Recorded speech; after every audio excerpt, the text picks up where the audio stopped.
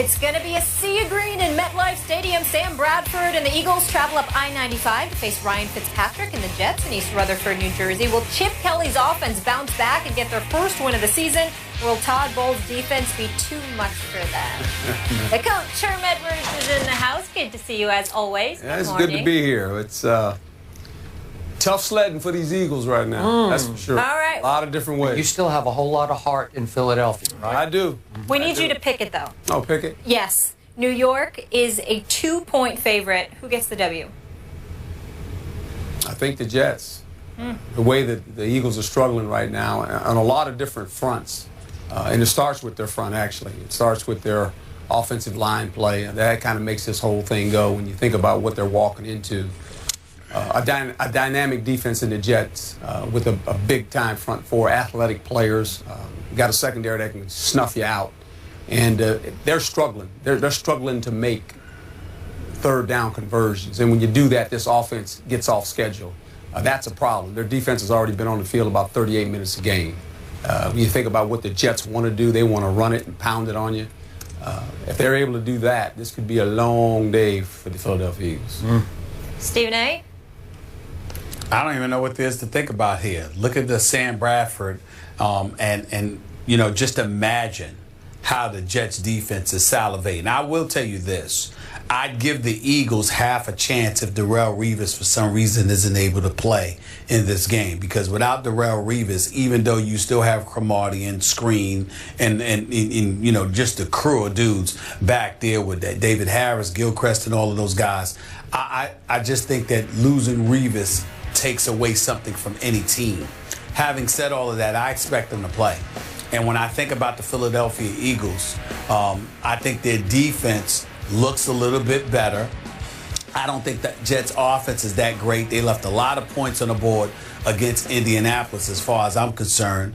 But defensively, I just don't see how they're not going to have a field day with this Eagles offense. Jordan Matthews is relatively young. So is Huff. Don't get me started with Riley Cooper. Zellick and Ertz at the tight end spot can do some things for you, but considering the Jets' ability to cover in their secondary, Lord knows how many blitzes Todd Bowles is going to send Sam Bradford's way. I'm picking the Jets to win this game, but I want to be clear, and I'm not joking. I'm very concerned for Sam Bradford. I don't think Sam Bradford is going to last this game. I believe that Mark Sanchez, at some juncture, will be inserted into this game.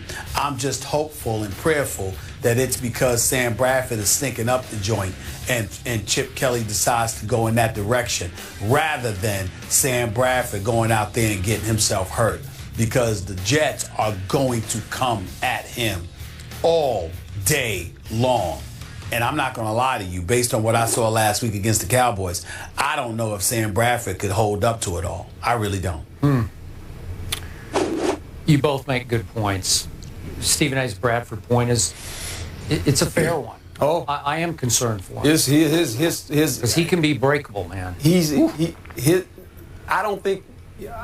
I think he has courage. He does. He has to, you know, to come back from what he's come back from, but he's going to be tested this week. Stephen A. makes a great point, because they're coming to get him.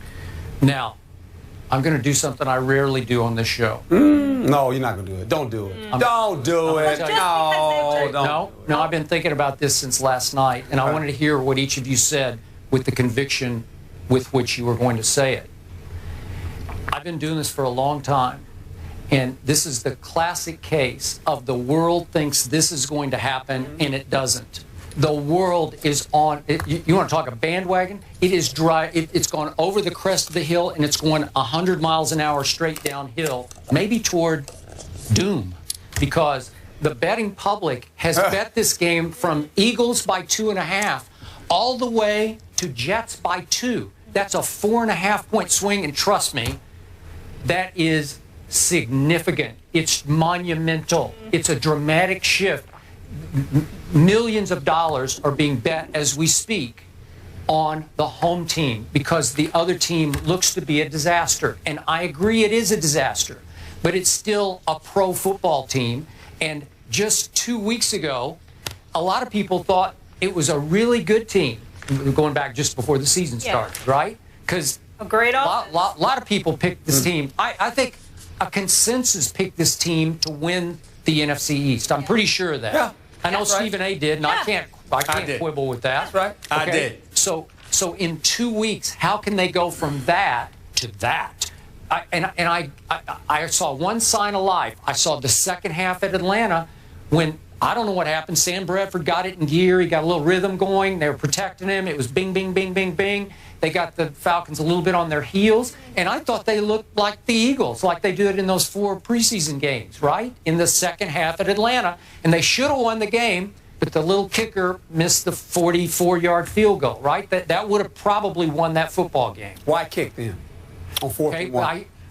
I don't know. Why don't you go for it? You went for it when you're on the minus 30. You did. You did. You have to. You got to go for it. Little Cody Parkey has been in a mental slump, and you've had those kickers who start to go south mentally, and they just can't get it back. But Chip is proud to a fault. He goes down with his own ship sometimes because he says, "Oh God, I picked this kid, and I'm going to stick by this kid, and I'm going to let him kick this." Right? Right. What? I get where you're coming from, Skip, but I don't think this game is really about that. I think this is a type of game. Don't get me wrong, all bets are off if somehow, some way Malcolm Jenkins and the crew are able to force Ryan Fitzpatrick into a few turnovers. I get you there. But outside of that, when you look at the Philadelphia Eagles as constructed from a personnel standpoint against this defense, what you gonna do? I mean, your best receiver is Jordan Matthews. We all know he can really, really play, Skip, but he's just a second-year player with Screen, Revis, and Cromartie in the secondary. I mean, I can't ignore that. I can't ignore the absence of help I anticipate Riley Cooper being able to provide. Chip Kelly literally talked about his schemes are not the problem. It's the execution. Yeah. So this is how he thinks. And even, let's say, for example, Skip, even if the offense is playing at a fast break pace, and at least, and let's say at the beginning stages, it's working. Ultimately, you've got your defense out on the field too much. You'll have a Jets offense that's not exhausted. And as a result, as the game wanes, who's going to be worn down? No matter what way you slice it, this is one of those games where I don't think it's about the odds makers. I don't think it's about the way momentum is flowing. I don't even think it's about Chip Kelly and his schemes. I think it's about the Jets defense up against a suspect offensive line and a quarterback in Sam Bradford, who I doubt is going to be able to hold up. A matter of fact, I'll go on the record and say this. In just this game, Skip, I think Mark Sanchez has a better chance of beating the Jets than Sam Bradford right, that's does. fine, and that's fair. But I'm going to remind you of a few things. Eric Decker, doubtful at best. I don't think he's going to play. No. Owusu is out with the surgery. He's gone for 3 or 4 weeks. So all of a sudden, it's pretty much Brandon Marshall or bust for Ryan Fitzpatrick. Is Smith coming back? Isn't Smith coming back? Rookie? I don't know for sure. I think he might. I didn't check on that one, but you've got that Anunwa. Stephen A. likes him. You can throw it to him. He's that quasi sort of tight end wide out. But it's mostly Brandon Marshall or bust. And then you mentioned Revis. I don't know if he's going to play. He really takes care of his body. And sometimes when he's got something that's 50-50, he just says, I don't think I should risk this one. So that would be slight advantage Sam Bradford. And then you mentioned Jordan Matthews. I'm going to mention Ryan Matthews. DeMarco Murray's got a hamstring, and they say he might, but they announced that he's available to play. Ryan Matthews, I think, is a better fit for that offense because he's a little quicker out of the blocks. He might be able to do what they do better than DeMarco does. So if you start him, you might see a little bit of new pop there, just a little bit. And so if the Jets kind of rested on their laurels coming off the big Sunday night win, I'm going to do this. I'm going to pick the upset here. I'm going with it. And that's fine. And I think if you're the Eagles, the way you survive this is real simple. You have to convert third downs. Okay. Sproles has to be a big part of this offense. He disappeared Sunday. I don't know what happened. And the tight ends. Yeah. Don't even think about throwing the ball outside the numbers. You're going to get canceled out. You got to. The tight ends and Sproles have to be big factors in this game. Make their linebackers try to cover them. Okay. Good. I'm with you. And remember, your guy, Rod Marinelli, he has had Chip's number in Philadelphia. So let's not overreact to what Dallas did to Philadelphia. Go ahead. I'm not going to overreact to that either, but I think in Chris Ivory and Bilal Powell, Skip Bayless, you have two hardcore runners, both averaging over 4 yards a carry. If, and don't get me wrong, I'm not saying bet your money on them. Please don't get me wrong.